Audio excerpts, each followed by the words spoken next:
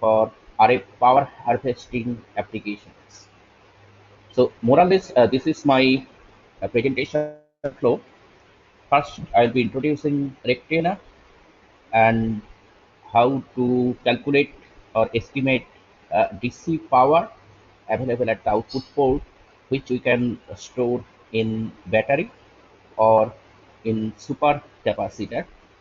And the heart of this design is based on a rectifier.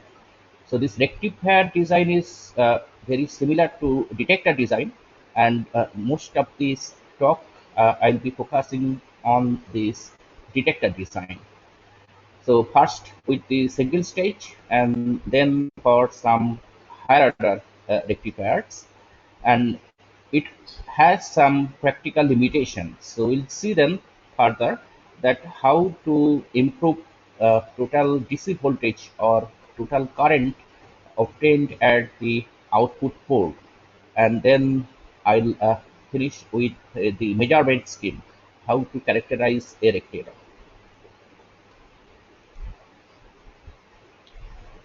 So as you can see here, this is a rectifier. It is basically a rectifier connected to an antenna, one integrated system. So we'll be having one radiator, which obviously we'll be using in the receiving mode. Then this antenna receives electromagnetic signal, and it passed through one detector or rectifier, which will provide the DC voltage. Now, this detector, it has several stages. It is not a straightforward design. So at the input side, we'll be having the input matching circuit. At the output side, again, we'll be having one output matching circuit. In most of the cases, it functions like a low pass filter. So after that, we may have a power management circuit along with the controller and the storage unit. So as a storage unit, we can use battery, but in most of the cases, uses of a battery is complicated because it requires high voltage, and not only that, the conversion efficiency while going for storing energy, it also decreases. So it is better to use a something else like a supercapacitor. Then when required, we can take out DC power from this. And this DC power we can use for other applications to power up some other ICs or some specific applications. Now, if I consider the total conversion efficiency from this RF to DC power generation, so typically this conversion efficiency is of the order of 10 to 40%. So you remember that the incident power here on the antenna is very small, a few microwatt to maximum a few milliwatt per square centimeter. So that is why we do not expect a very high output power, and this output power is of the order of microwatt or milliwatt. So we need to focus then only on those type of applications. So here are few examples. So for example, several sensors basically used in Internet of Things applications or in smart buildings or medical devices. So mostly different types of sensors. So for which we need a very low data rate, and of course they cannot operate over a long distance because of this power limitation, and it will be over short range applications. So here I'm showing one 8 array rectangular system. So you can see the individual arrays. This is the first one, this is the second one, third one, and so on. And this array antenna, it is connected to a rectifier circuit here. So 8 rectifier circuits connected to these 8 arms, and then we have a power combination scheme here, and the power management part, it is not shown here. It is sitting on another PCB, which is shown in this green color, bottom right. Now coming to some numerical values. So here are some radiation intensities available from different sources. Well, so wireless power transfer is when we want to transfer some power from one point to another point wirelessly. Now, energy harvesting, it is a special group under this wireless power transfer. So here we do not use any source. Whatever sources available in different applications, so we are going to utilize this to obtain DC power. So therefore, energy harvesting, it is a special scheme which falls under this wireless power transfer category. So here are some examples. The sun is a good example of energy source, and if we measure at microwave frequency range, then at outdoor it is typically during day 10 milliwatt per square centimeter. It's quite high. And now in indoor inside the room, it is further attenuated if we do not have direct sunlight coming from the sun. So it can be even less than zero point 0.1 milliwatt per square centimeter. Now I'm speaking here, so then it also carries some energy. So typically these acoustics waves, let's say the values 10 to 17 dB, then the its corresponding radiation intensity is 0.003 to 0.96 microwatt per square centimeter. So if I compare this value with the sun, it is quite low, few thousand times lower compared to the sun. So that is why it is not very popular for energy harvesting applications.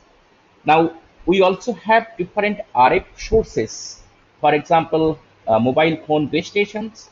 Now, they are using different spectrums for 2G, 3G, or 4G applications. We also have wireless Wi-Fi applications or wireless LAN that works at 2.4 gigahertz. Now, if we measure, let's say, some radiation intensity, let's say a few hundred meter from the base station, then it comes around zero point 0.1 microwatt per centimeter square. The same value inside a room for Wi-Fi applications, it is 0.001 milliwatt per square centimeter. So obviously these are very small figures, and if I compare with the acoustic wave, but of course it is much higher. So therefore there is the possibility then that we can utilize this available radiation intensity to extract DC power. And I will show some example. There I will see that at least people were able to construct a few sensor applications from this energy harvesting. So here is one more example how the radiation intensity it varies with distance from the base station. So along y-axis, I'm showing the radiation intensity in milliwatt per square meter. Now, as we go further away from the base station, so obviously it decreases. So according to Free's law in phase space, power should be proportional to 1 by r square. But practically, if we measure it, it does not follow exactly r square relationship. So because of reflection from the ground, other buildings, foliages, so this value is different. And a closest value will be r to the power 3 by 2 instead of r square. So now at any given position, let's say I'm considering it at 200 meter and measuring the radiation intensity from the base station. This is for 1.8 gigahertz, and this is a GSM band. Uh, Now it varies because of fading, interference. So that is why it is represented by a range. That is not a fixed value. So that point also we need to keep in mind. So we most probably won't be having a fixed radiation intensity at the antenna. So it will vary with time. So if we look, still we have some appreciable values at, let's say, distance of almost half kilometer, 500 meter from the base stations. Now here are some popular bands in India and abroad. So if we look at the base stations, so typically this GSM 2G band, it operates over 900 megahertz and 1800 megahertz frequency range. Then for CDMA, 850 megahertz range. WCDMA used in 3G 900 and 2100 megahertz, WiMAX application 2300 megahertz, then 4G LTE 850, 1800, 2300 and 2500 megahertz. So these are the frequency bands available already, and we can extract power, DC power from these bands. So different companies actually they are operating at different frequency range. Then when we are going for retina design, we should actually measure in that particular place which frequency is being used, and which there can be 3 or 4 frequency available, but which one provides maximum radiation intensity. So obviously then it will vary depending on what type of network we are going to use. Okay, before coming to next part, then if I look at a retina design, obviously it will be having a receiving antenna, and after that the rectifiers. So here we have a practical retina.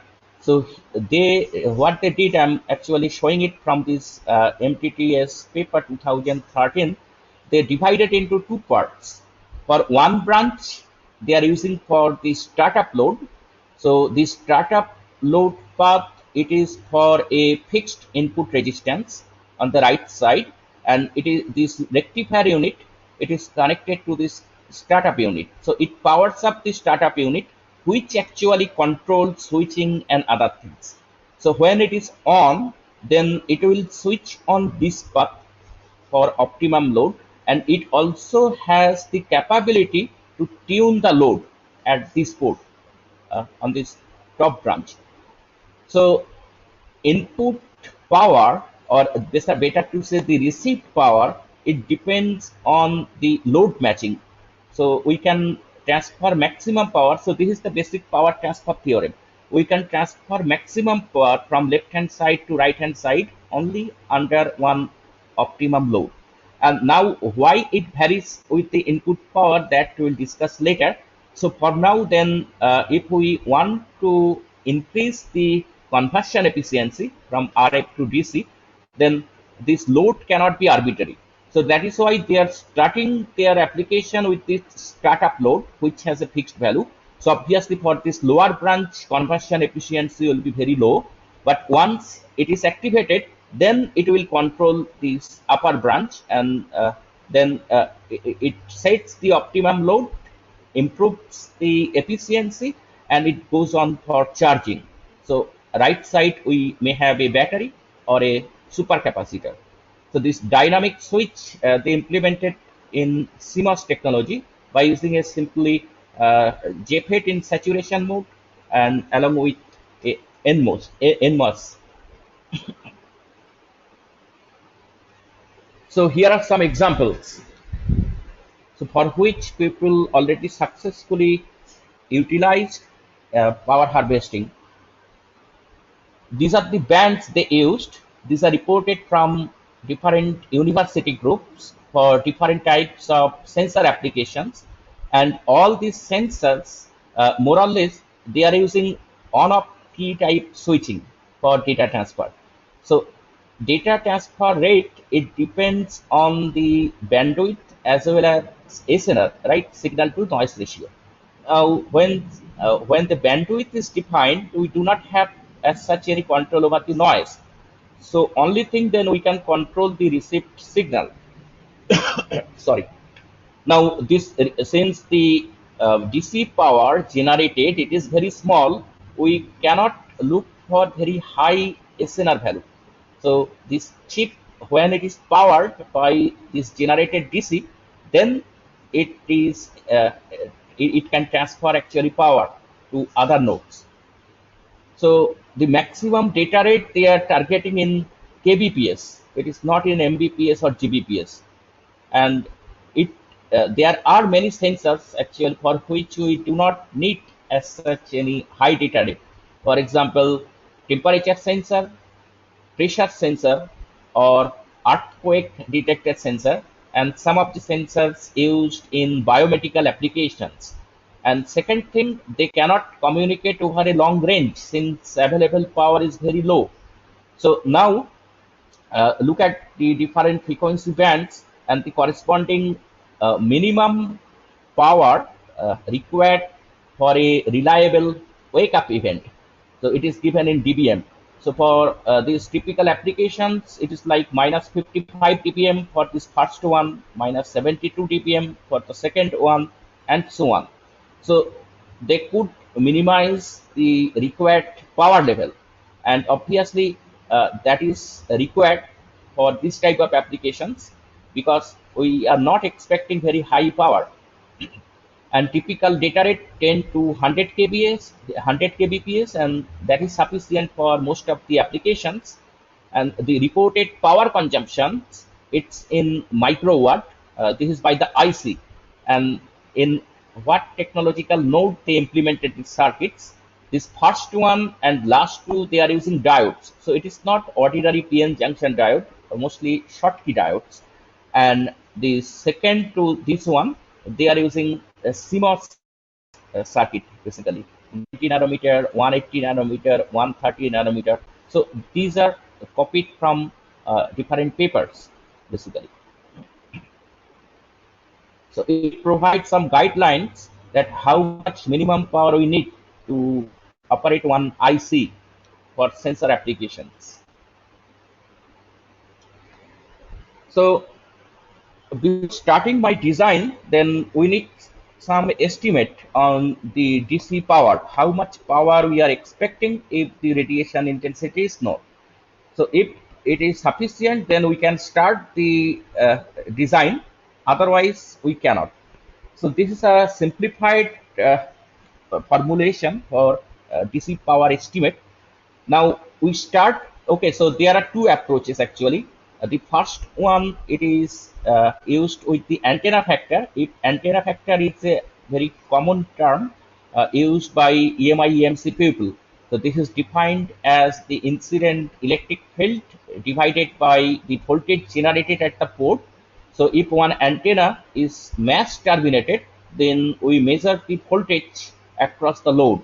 So for a conventional system, since it's a 50 ohm is the standard impedance, so we are connecting a 50 ohm load, then we will be measuring what is the voltage across this 50 ohm load.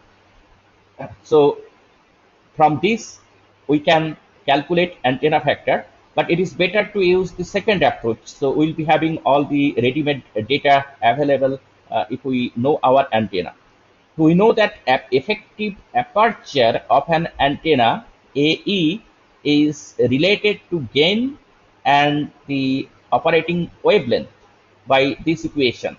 AE equal to lambda square by 4 pi into G. Now, if the gain is given in decibel scale, then we can use this formula. So lambda, instead of lambda square, I am writing here C square by F square into 10 to the power G by 10 divided by 4 pi. So this effective aperture of an antenna, it determines how much power it can receive. So for most of the antennas, most of the planar antennas, patch antennas, then Vivaldi antennas, and so on, effective aperture is less than the physical aperture. So it is directly related to antenna efficiency. Now, for some 3D antennas like horn antenna, usually it is higher, more than 90%. And for the wire antennas, it is more than the physical dimension. One example is dipole antenna. So it seems from this discussion that the wire antenna might be better performer. So this AE, it is an important parameter. Then we can calculate instantaneous average power over a range of frequency. Let's say the range of frequency is given FL to FH, F lower to F higher, then 1 by FH minus FL, then we integrate it over the frequency range and over all the solid angles. Then S is the radiation intensity falling on the antenna, and A effective is the effective aperture. over d omega df. Now DC power at any frequency Fi, Pdc, it can be given by Prf, which we just calculated from this first relationship, multiplied by eta. This is an important factor. We call it conversion efficiency. So Rf to DC conversion efficiency. Now this conversion efficiency is a function of many parameters. We'll see one by one. So it is a function of radiation intensity. That is quite surprising. So basically eta also depends on the input power, then the operating frequency, then the input matching, VSWR or S11, and also on the right hand side, what is the load value we are using. So eta, it depends on so many factors. Now, if we know our eta, so eta is defined basically as the PDC generated from the RF power divided by PRF at that frequency. So this is the definition of eta. Now, if we know eta, then we can estimate what is the received DC power. Along with this, since we are using an antenna, we need to also consider all the antenna parameters. So antenna, its radiation is directive. So that means if I change the angular position of any antenna, incident power will of course vary. Not only that, it also depends on the polarization mismatch. Let's say we are receiving some linear polarization, which is vertically polarized. Now, if I use a dipole, it might be aligned to vertical direction. Then the polarization loss will be zero. Otherwise, if I use the dipole in horizontal position, then it won't receive any power, right? So we need to introduce one more loss factor, which is known as the polarization loss factor, PLF, that is equal to cos phi squared. So phi is the angle between these two polarization, the incident electric field direction and the direction of copole polarization of the antenna. So obviously it is maximum when they are matched with respect to polarization. Otherwise, we need to consider this factor in this expression. Well, so this conversion efficiency, as I said, it depends on many factors. It depends on the input power, then the antenna parameters, like its radiation characteristics, basically, direction of arrival, and the received polarization. So here, for example, in this previous example, let's say we are receiving vertical polarization, but we are using a circularly polarized antenna. So it can receive only half of the power. So input power will be 3 dB down. It also depends on the input matching. This is, we are considering matching for the rectifier circuit. Then type of rectifier, we'll see, other than single stage, we can have multi-stage rectifiers. Then type of termination. So basically what we are going to use after the rectifier, eta, it also depends on it. Then the operating frequency. Now, if I change from 0.8 to 0.9 gigahertz or maybe to 1.8 gigahertz, the circuit loss, change in circuit loss, it won't be significant. So I'm speaking about the RF losses which occurred for any PCB based circuit. So for example, the conductor loss, dielectric loss, or surface wave loss. Now all these three parameters, they are function of frequency, and they increase with frequency. So obviously then if I design a antenna using the same technology at 0.9 gigahertz and let's say at 5.8 gigahertz, so we are not expecting the same eta value. At 5.8 gigahertz, this RF loss will be higher compared to 0.9 gigahertz. Now, why this efficiency depends on the input power? other than input matching. So let us go back to the first diagram again. Sorry, here. So this is the rectifier. Now input side we are using some input matching circuit. Now when we design some input matching circuit, we consider a fixed input impedance for the rectifier unit. So that we can simply calculate by voltage by current from any simulator like ADS. So once I have this input impedance, then I know how to design this matching circuit for the antenna. Sometimes to save space, people simply discard this matching unit and they will be directly connecting the antenna to rectifier. In that case, the antenna input impedance is complex conjugate to that of the rectifier.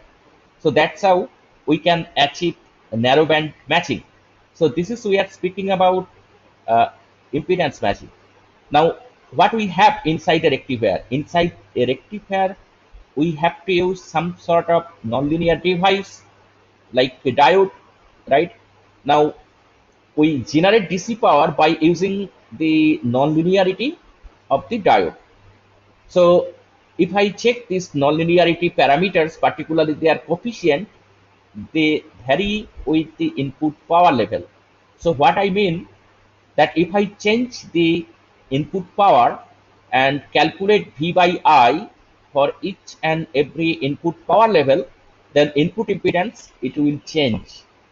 For very low power level, it will provide a fixed value for input impedance. We call this range linear range, and that is true not only for rectifier, it is also true for any amplifier that you know already. So linear range of the amplifier. But if I overshoot, then the input impedance will vary, and sometimes this variation is significant, particularly for this type of circuit. So here let me show, if I consider the input impedance variation because of just for this input power, then how efficiency is varied. Let's say they designed the circuit for one input optimum input power level of most probably this one is minus 5 dBm, and now we are changing the input power level. So as we change the input power level, input impedance is changing, so obviously it won't provide that good input impedance matching, and because of that this conversion efficiency it becomes a function of input power. So for very low power, efficiency is low, then as we increase it increases. And now if I measure the output voltage, corresponding DC output voltage, that will also increase with the increasing input RF power. And we have some optimum point, and then it decreases further. So we are, I am showing it for two different cases. In one case it is half wave rectifier, or better to say single stage detector. And for the second case it is a full wave rectifier. Now, if I look at the different radiation intensities already available, so most probably you are going to use very low power range, minus 30 dBm or lower than that. If that is the case, then actually efficiency is very poor and we cannot improve it. Maybe if we redesign our input matching circuit at minus 30 dBm or minus 40 dBm, we can improve it by another 5 to 10%, but not more than that. So that is a problem. Even though a rectifier or a detector, its conversion efficiency can be as high as 60-70%, but practically, if we look at the numerical figures which are available for that, it is much lower. And that point we need to keep in mind while going for implementation. Well, so let's see then how we design the rectifier part for any rectina. So we try to avoid any PN junction diode. For a PN junction diode, the junction capacitance is very high. Not only that, if I plot the VI characteristics, then the need voltage, it is also high, of the order 0.5 to 0.5, 0.6 volt to even 1.5, 1.6 volt for PN junction. It's quite high.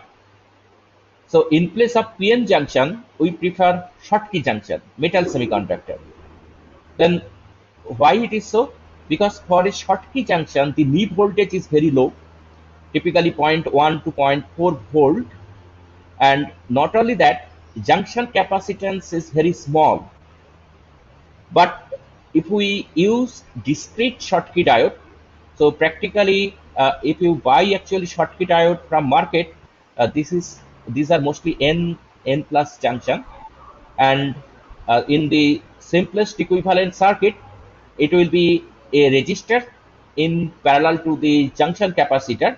Along with that, we have some lead inductance, which we cannot avoid.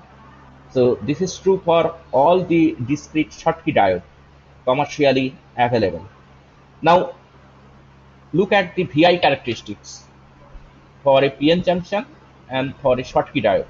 So if I follow this blue line, we see in the forward bias region, more or less the response is very similar like a PN junction, but in the reverse bias region, it is completely different. So we still have a significant reverse saturation current. So as a rectifier, then we can call it is inferior to PN junction, but we do not have any other option because input RF power is very low. If I use PN junction, most probably it won't work at all. So still for Schottky diode, obviously the efficiency will be poor, but still we have something. So here, let's say we are using a simple RL circuit like this, diode connected with a resistor. Now at the input side, in place of DC, it is connected to antenna, or we are using one RF source. Then the input voltage waveform, it's shown here, Vi, and peak to peak, the value is 1 volt to minus 1 volt. Now if I look at the output voltage across this resistor, it won't look like a very good rectified output. It looks like a half-wave rectifier, but the output you see, for a very small region, the diode is on, and for other regions, we have significant reverse bias current when this voltage, we are going through the negative swing of this voltage. So it can be 5 to 10% of the forward bias voltage. Now we can simply calculate then what is the DC output. We have to take time domain integration, area under this curve, and then we take the average. So it's a very simple thing. You see the positive part, we integrate under the positive part and we integrate under the negative part. If the difference is high, then efficiency is high. So one of our design target will be to maximize this difference in area under this positive curve and this negative part of the whole voltage waveform. Now if I include one more capacitor in parallel to R, then it looks like a filter. So it will behave like a filter and the DC output will increase. So in practice, we never use a simple resistor. We always use R and C in parallel as the output load. Then we can improve the efficiency significantly. So it is looking like a detector circuit, which we learned in our UG class under analog communication. It looks like envelope detector, right, for amplitude modulation. So obviously in that case, you need to choose the time constant RL into C very carefully for envelope detection. But here, our purpose is to maximize DC. So that means this R multiplied by C time constant, it should be as high as possible. So this is the simple circuit. But now if we start the RF design, the input side, we need to introduce one matching network as shown below. This is the built-in blocks. So we have the input matching network, then the Schottky diode, then the output matching network, and next the RC low pass filter. So this instrumentation amplifier, excuse me. So instrumentation amplifier, this is for detector application. So we are now using it for power harvesting application. So we do not need this instrumentation amplifier.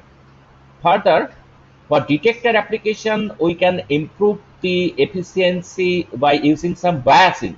But since we are targeting power harvesting, we won't be using any biasing. So we have to use under zero bias condition. So if I go back to VI characteristics, then it will mostly work in this region of the VI characteristics, this region across zero. And RF power amplitude is small, so it will go much to left or right.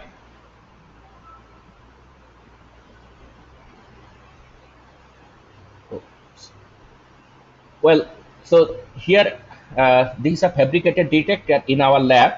So input we can directly connect to an antenna. You can see the input matching network connected to this Schottky diode. So input matching network is designed based on transmission line theory. It is looking like a L section, and you know the basic matching principle. So when you want to match only the real part of impedance, then we use quarter wave transformer or some higher order like Chebyshev transformer, Klopfenstein transformer, but that is only for real part matching. But here the input impedance is complex. We have to transform it to complex conjugate value. And for that, we then need both series and shunt configuration. So it is L section matching.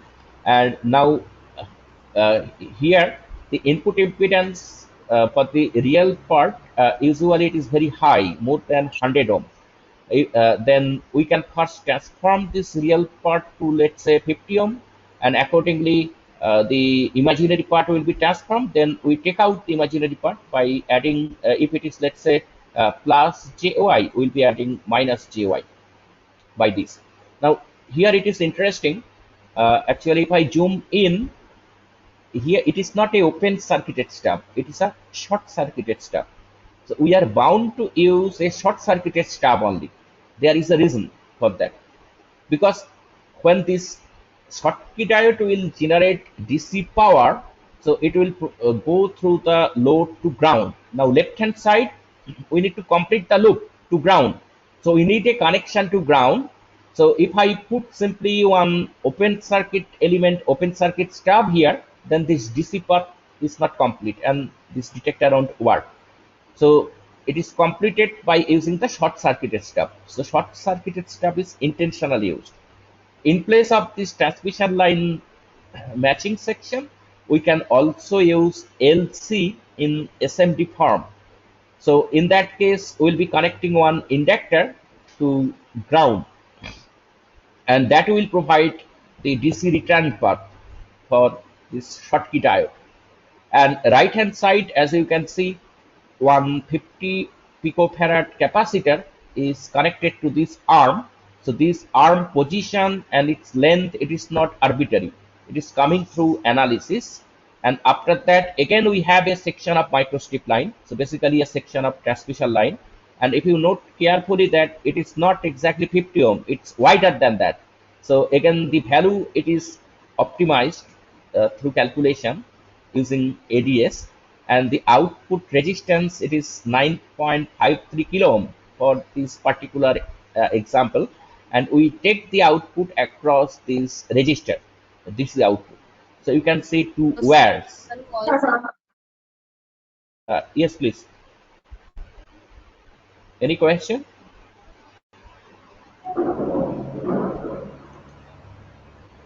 Well, then let me continue with this. So this is the basic detector circuit. Now, if I plot V out, this is the DC voltage generated across this RL versus input power. Now, input power, it is in dBm, and if you follow the Y scale, we are using log scale here. Then the output voltage, it looks like this. So we have a square region where the output voltage is proportional to input power or input voltage square, and we have a linear region where the output voltage is proportional to square root of input power or simply proportional to input voltage. But for our application, power harvesting application, mostly will be working in this region. So basically the square law region for low input power, right? Now, how sensitive this detector is, to define that we use a parameter, we call that sensitivity of the detector, which is known as gamma. So this is simply the slope of this Caspar curve and represented in millivolt per microwatt. So if I change the input power by 1 microwatt, then how much change we have at the output. So for energy harvesting application also, this parameter is important. Higher gamma will provide higher eta, conversion efficiency. So in this square region, gamma is usually constant when plotted against input power in log scale, and this gamma sensitivity, it depends on the bias current, but here we are considering actually zero bias Schottky diode, so we need to compromise this gamma value to some extent. And since the device parameters all they are dependent on the temperature, so gamma will be a function of temperature as well. Now, if I consider the conversion efficiency, eta, so RF input power to available DC power, then what are the factors which determine that? IO matching, input side matching and output side matching. Then the time constant of the RC, because it is also working as a filter. The device quality. So if we go through the equivalent circuit of the device in its simplest form, as I said, at the input and output side, we'll be having some lead inductor, which creates a problem due to matching. And in series to this L, we have parallel RC. So if we have high R, we end up with high loss. So device parameters is also important and directly affect the overall conversion efficiency eta. Then the input power level we already seen in one slide, and the ambient conditions. So basically temperatures and other things. So how to design a detector circuit, which is the heart of any rectifier. So first of all, you connect all this section, and then we need to design them one by one. This input matching network, output matching network, then the RC low pass filter, and so on. So you want to continue, if you want to continue with the transmission line model, you can do that. Then for the input and output matching section, basically we are going to use microstrip line in PCB form, or we can also implement by using any other guiding structures which supports TEM wave. So this is important for any device, active or passive. Passive in the sense inductor, capacitor, or resistor in SMD form, or any active device like transistor or diode. Whenever we use voltage and current concept, right? So voltage and current we can define only for TEM mode, transverse electromagnetic wave propagation. So if there is no TEM mode, we cannot connect any SMD device, maybe passive or active. So this is the reason why we cannot directly integrate one SMT device inside a rectangular waveguide, because in rectangular waveguide it is TE mode, transverse electric, right? So when we buy them from market, we need to check the corresponding device model is available or not. So for diode, it will be a two-port SPICE model, and this model is provided by the company usually, and they obtain it through measurement. Otherwise, otherwise modeling a device, it is a very complicated thing and it takes long time and lots of measurement. So usually we try to avoid it because we are not, our main focus is not the device modeling. Main focus is the design of the circuit.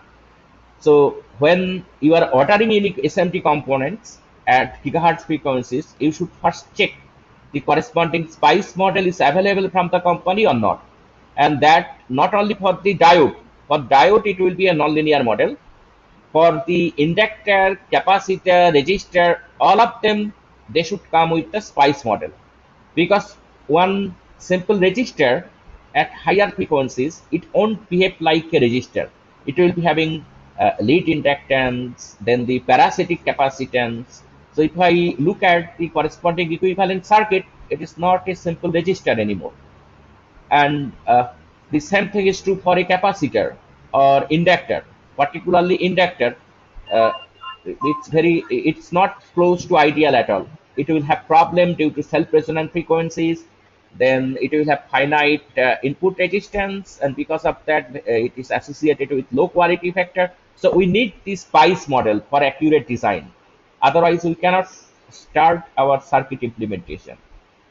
So we use additional port, we call it pseudo port in ADS, and we create symbols. So what we do, if you are familiar with ADS, then you might know it. Individually, we design all these components, and then the corresponding ABCD matrix, or in ADS they call it symbol, it is stored from the EM simulation. It is generated from momentum simulation. Once it is generated, then we call it in the co-simulation window, in schematic window. So there we connect it simply one by one with another one, just like this. So it goes through both full wave simulation and circuit calculation. So insert the symbols into schematic window once it is done in the momentum window. Then use device model for all the SMT components. So we won't be simulating the SMT components in momentum, only the passive parts, the microstrip lines, then open stub, short circuited stubs, their connections, etc. Next, input matching circuit design.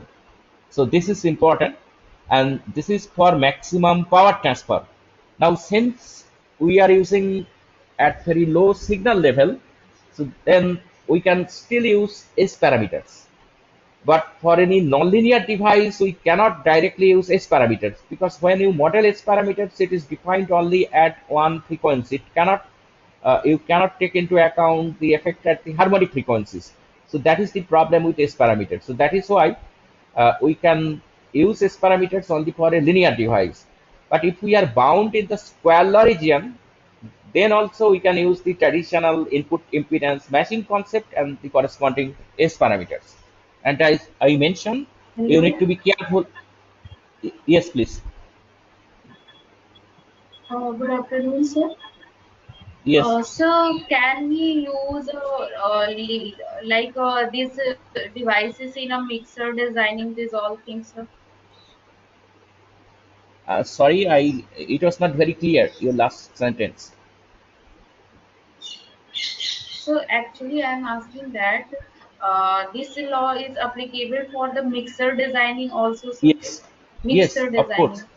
Yes, of course, because for mixer also you are using nonlinear properties. Okay, I'm coming to this point. I did not finish it. I'll go through that. Wait another 5-10 minutes. Okay, sir. Thank you. So for the input side, you need to be very careful about the DC return part. You see, this input matching circuit, you can also design using SMT components, LC, right? So once you are doing that, you don't forget about the DC return path. Otherwise, it won't work. Next, this is important. This is a new term. If you are not familiar with ADS, start harmonic balance analysis in ADS and determine the number of harmonics till the results converges. Uh, we need some discussions on this point. For most of you, most probably you are not familiar with this. So for any nonlinear device, we use this harmonic balance analysis. It is true for mixer, detector, as well as amplifier when you are using in nonlinear region like a power amplifier. So once it is done, then actually it goes through the characterization. So I'm not going through this. Now, step by step, what are the, uh, sorry, it is not over. Yeah, so step by step, what are the components we are using? So we can start with the input matching network. It seems that this is the most simple part of this design. And as I said that since we are using only at low input power range, we can still use the concept of impedance and S parameters. And this is a straightforward method. And you design simply one L section network, you simulate it in ADS momentum, create the symbol, and call it in the schematic window. Now for the output matching network, you see after this diode, what are the components we have? I did not, I forgot to include any expression here. We have the DC component. So you consider that exponential relation when we express it in terms of that series relationship. We have the DC component, then the fundamental component. So if the input frequency is 2.4 gigahertz, then we'll be having at the output DC component plus some 2.4 gigahertz component and its harmonics, 4.8, 7.2, and so on. Now for detector applications or rectifier application, I am interested only at the DC component. For amplifier application, you are interested only at 2.4 gigahertz component. You are not interested on other components. For mixer applications, you either if you go for up conversion, then the next one, or for down conversion, it is close to DC. Mixer is a 3-port device. It's little different. You can also design multiplayer using the same principle. The circuit looks like this one only. So if I target, let's say, third harmonic, 7.2 gigahertz, at the input side, I'm feeding 2.4 gigahertz signal. At the output side, we are having 7.2 gigahertz signal. So then we'll try to maximize that 7.2 gigahertz.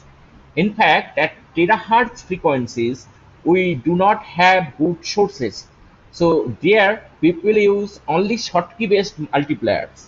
So at the input side, they will be injecting millimeter wave signal, and at the output side, they will obtain terahertz signal. So this is a very common practice for terahertz source. Now, output side design is much more complicated because you just don't have 2.4 gigahertz. You are dealing with now DC, 2.4, and their harmonics. So we cannot use the traditional concept of impedance anymore, because when you define impedance, it is at some given frequency. Now I need to consider all these frequency terms, right, including the DC. So then we need to learn something new. We call it harmonic balance analysis in ADS, and we do it for the target for maximizing DC. So in this short time, I cannot go through each and every steps in detail. So I'm trying to give you some brief idea, some overall concept better you can say. Now, what is the requirement for Z in? If I consider 50 ohm antenna, then input impedance should be 50 ohm as seen by the antenna to avoid reflection or to transfer maximum power to diode. Now for the output side, we want DC only. Then for 2.4 gigahertz, let's say the RF input, I want maximum reflection. So output impedance seen by the diode, it should be either 0 or infinity ideally. At which frequency? At 2.4 and its harmonics. That is our design goal. So for DC, we do not have any reflection coefficient definition. But for all the RF frequencies, we want very high reflection. And what is the logic? They won't reach the load. So that's how this power distributed in the harmonics and the fundamental, they are not lost in the load. They will be forced to come back through diode, and while it is passing second time, again it will provide a fraction of DC.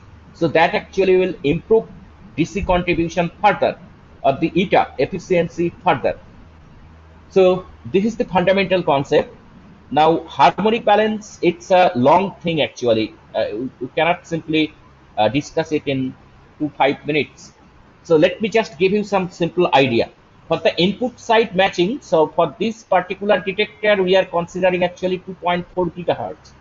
You see, it's a narrow band input matching circuit, and we obtain very good S11 for the input side, minus 20 dB. Now at the output side, this is actually after the harmonic balance analysis, not before that. After the harmonic balance analysis, you can see this is showing the frequency spectra. So DC M3, it is the desired output. M4, this is the original input RF frequency. And the next harmonics, it is actually already suppressed. So you can see only the arrowhead here. We also have other harmonics, but this is after harmonic balance analysis. So we sufficiently suppressed the fundamental and the higher order. What is the basic concept of doing that? You see, we are using a capacitor here, shunt capacitor. So shunt capacitor will be shorted at RF frequencies. If the capacitance value is sufficiently high, then we are expecting high reflection from the capacitor plate. Now we need that not only at the design frequency, also at its harmonics. So then we need to optimize what should be the length to this capacitor, or in fact to the resistor as well, so that this Z out, it should be close to 0 or infinity, or simply reflection at those frequencies very high. So that is our target from the harmonic balance analysis. Now harmonic balance, sorry, I'm having some problem here. Well, so in the harmonic balance analysis, what we do, we actually use KCL KVL. We represent all the signal component uh, in terms of current and voltages at their corresponding frequencies. So if I am interested till fifth harmonics, because if you go to higher and higher harmonics, their power level decreases. So we can simply convert till five harmonics, fifth harmonics, or maximum seventh harmonics, not more than that. We do not. In most of the cases, we have seen actually till third harmonics is enough, at least for low power applications. Then we will be using 4 different sources, one for the DC, another one, let's say 2.4, then the third one generating the 4.8, and so on.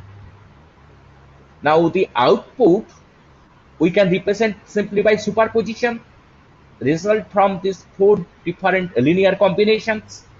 So this is the logic of harmonic balance analysis. So we solve the KCL in frequency domain for a chosen number of harmonics, and the solution is represented by a linear combination of the sinusoids for different frequencies. Then the current and voltage sinusoids are balanced to satisfy Kirchhoff's law, both current and voltage. And where we need this harmonic balance analysis, whenever you are going for any non-linear design, like power amplifier. Power amplifier operates near the 1 dB compression point. Frequency multipliers, detectors, then oscillator and mixer. So wherever we are using non-linearity, then the traditional concept of impedance matching, it does not hold. We need to go for harmonic balance analysis. This is just another example, improved detector we are saying. So what we tried, that in the first step from harmonic balance, we obtained harmonic suppression to some extent. Then we further used a band stop filter. It's a single unit section, and this using a stepped impedance stub, which actually provide transmission zeros at the harmonic frequencies, and already power available at the harmonics are low, as I was showing in the previous diagram. So that's why improvement is not that significant. So after measurement, what we got, this is the circuit actually. We are using a 10 kilo ohm resistor here and 50 picofarad capacitor here, and it provides a time constant of 476.5 nanosecond. Then the measured output DC voltage, which is shown here actually, for the conventional detector, it is 15 millivolt, and further extracting power from the harmonics, we could improve to 16 millivolt. Not significant, but still we have some improvement for input RF power of minus 30 dBm. So we are considering low power scenario like Rectena. So the addition of this band stop filter unit, it provides 10 to 20 dB more rejection compared to the ordinary detector at second, third, and fourth harmonics. Well, till this point, do you have any question? Let us take a few question answer. Then I'll start the next part. Good afternoon, sir. I'm Yeah. Shashi Kumar. So one question here. See, matching circuit you have created. After matching circuit, if you just go to the slide that what you have showed, where you have the capacitor is connected to the even previous to that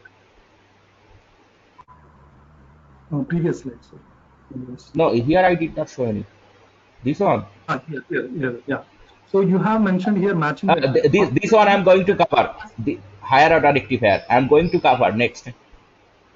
No, the question here is you have directly connected matching network to the capacitor, not to the diode. While optimizing in HFSS, in the ADS, you told you have created the matching network in ADS software. There, what is the value that you will take for a load there, load impedance for a matching the network? Input side. Output side. Input side it is 50 ohm. No.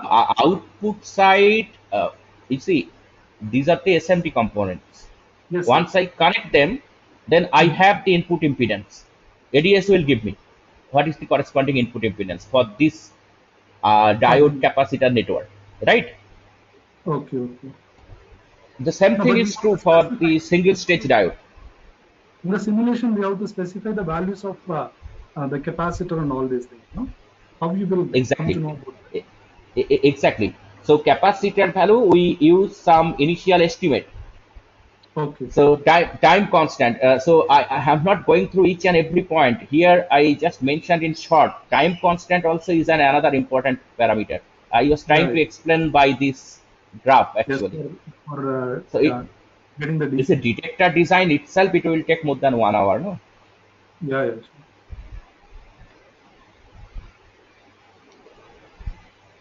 Yes, that question is interesting. So you are getting it. That means. Thank you, sir. Any other question?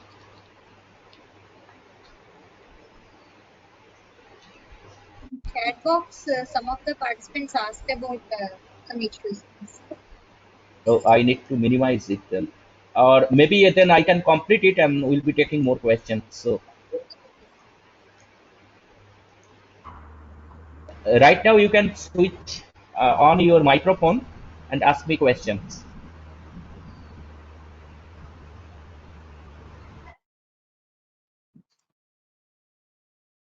Okay, if not, let me quickly go through the other parts. So here are some other higher order rectifiers.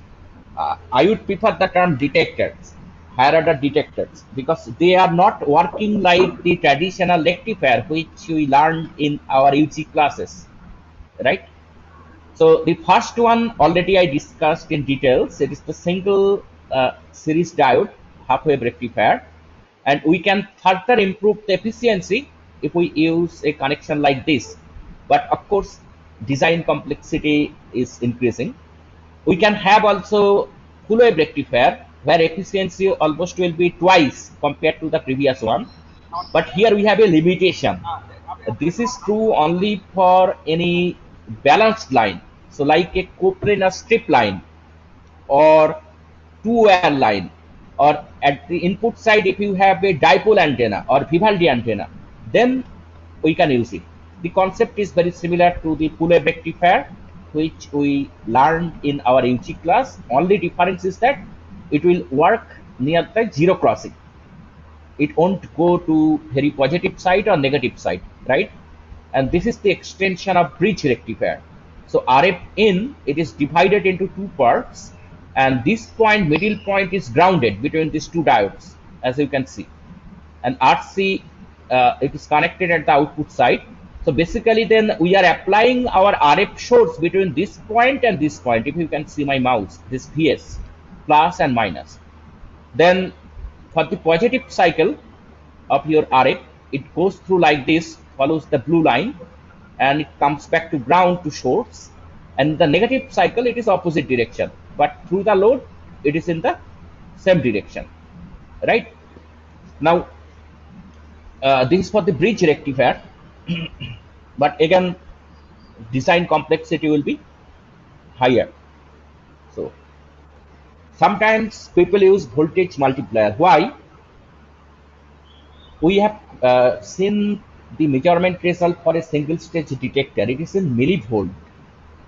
And if you want to charge any battery, you need some voltage in the range of volt. So that is really challenging. That is why most people prefer supercapacitor, which can store energy. But even then, just 5-10 millivolt may not be sufficient. We need to increase to few hundred millivolt. So there are two ways. One, I'm coming to that point later after this. And the second one is using the traditional voltage multiplier, which we learned in our UG class. But this time it is using Schottky diode and SMD capacitors. So the first one is the voltage doubler, and this one is the voltage tripler, and here it is quadrupler. So design techniques is very much similar to the design we discussed for the single stage, but of course it is much more complicated. So input side is RF and output side we are expecting a DC voltage. And you see this for the quadrupler, then we need to connect our RL between this input point and this point of the diode, right? Then only we'll be having 4 times of here. Well, then what alternative we have here? There are many more, but I'm showing here the most important one, popularly used for power harvesting applications. We need to first understand the basic circuit. Then I'm going to show how we can multiply voltage or how we can multiply current. So this is a 2-element patch array. It is not 4-element patch array. So they are divided by using a slit in the ground plane. Now if I consider the electric field along the arrow direction, is for the positive half, this upper one, we call it subarray 1. It will receive power, pass through the diode, and for the negative half, this lower patch will receive the power and will pass through the diode. So it is not like the conventional 2 by 2 array. It is actually 2 by 1 array, subarray 1 and subarray 2, divided by a slit, separated by a slit in the ground plane.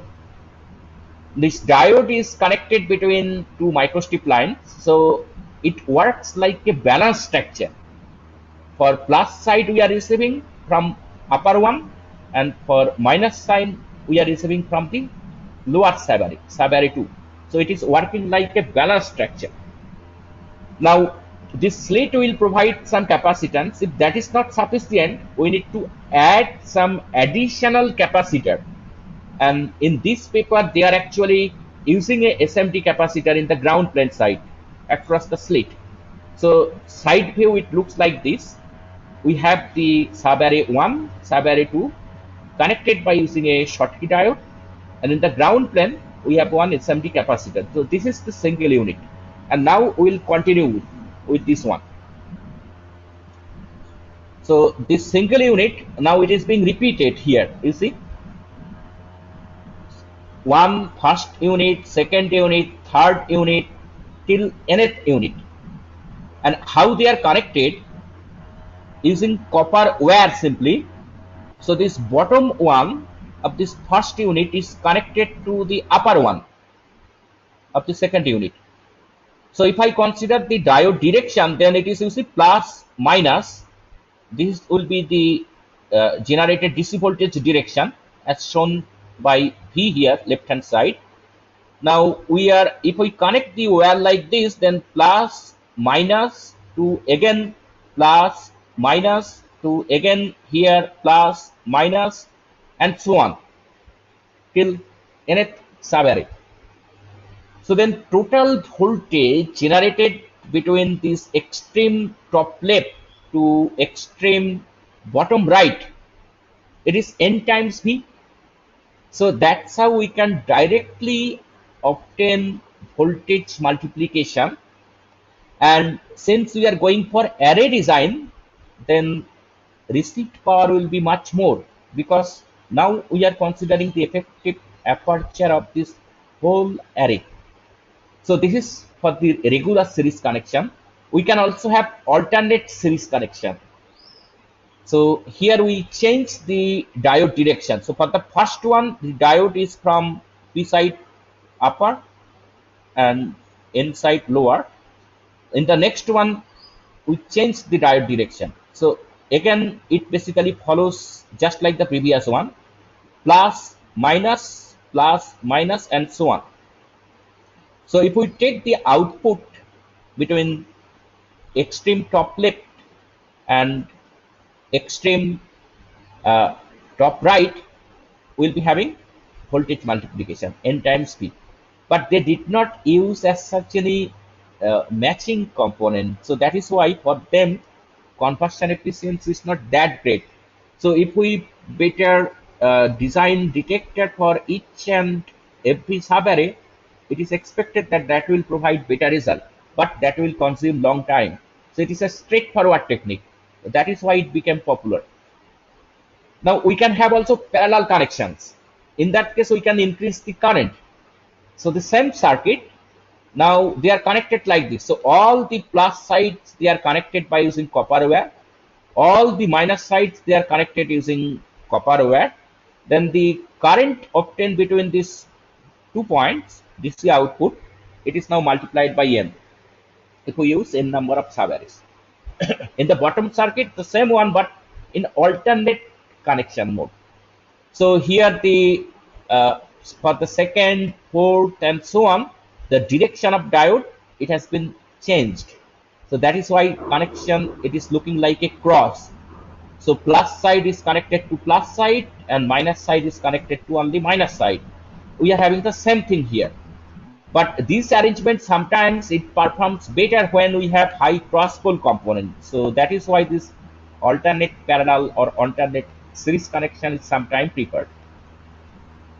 Now let's see the measurement result. So this particular group, they designed at 5.8 gigahertz, and here what they did, they changed the incident RF power density, it's shown watt per meter square.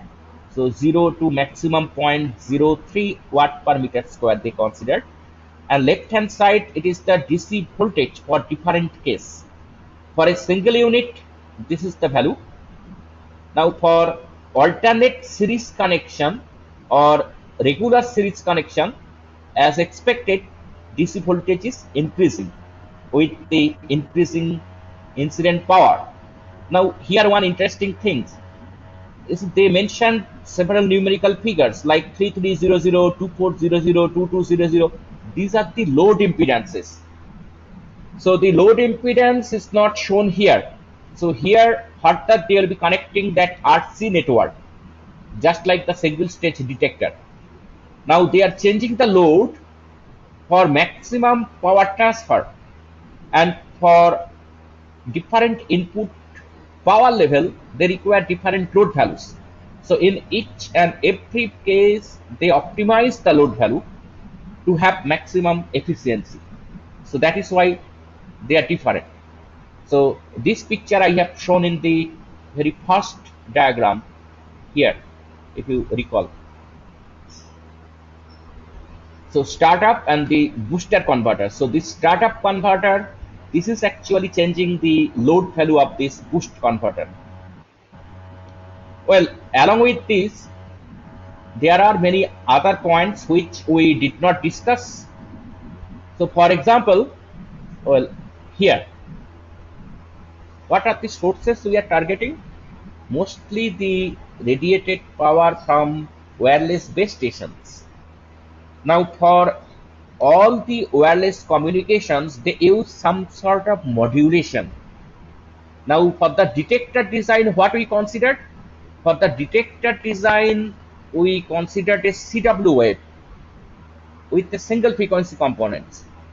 But if we have some modulation, let's say amplitude modulation for simplicity, then the output, it will follow the envelope if the RC time constant is low. Now if I increase the time constant, which is, let's say, much more than your message signal, then it won't follow the envelope. It will give more or less almost like a constant DC. Then the RC time constant is very important for practical applications. Otherwise, the problem is that you need to use again one more detector at low frequency, which we usually don't. We don't use that. So you need to tune your RC time constant of the detector circuit so that it can take care of that modulation. It can be anything, frequency modulation, phase shifting. So time constant is another important point. Now the last slide, measurement setup. It is straightforward. Input side, usually we measure the input impedance if the separate detector is available, and then you go directly measure the conversion efficiency for the detector, and another important quantity is the sensitivity gamma, as we have shown. Then we plot the output DC voltage versus input RF power. Now for antenna, since detector is already integrated, and in some cases, as I said, they won't be designing a separate input matching circuit. Let's say patch antenna. At the resonant frequency of the patch antenna, you know that input impedance is 50 ohm. But since the equivalent circuit of a patch antenna, it is a parallel resonator, at lower frequencies it will be inductive, at higher frequency it will be capacitive. Then there is a possibility if we use some offset, we can terminate it at the complex conjugate impedance value. So you don't need the input impedance matching circuit in that case, and you can miniaturize it. So that is a common technique for antenna design. So we cannot directly measure detector, right? It is integrated with the antenna. So what we do in the anechoic chamber, just like antenna measurement, we perform the measurement. So here output, only difference is that output, it is not RF, it is now DC. So a multimeter would be sufficient. Now since we are using an antenna, then the received DC power, it is direction sensitive. So we can have a plot of DC power versus angle in both elevation plane and azimuth plane. Further, you can continue your study with the polarization, and you can measure the conversion efficiency, and in that case you change your input signal level from the signal generator.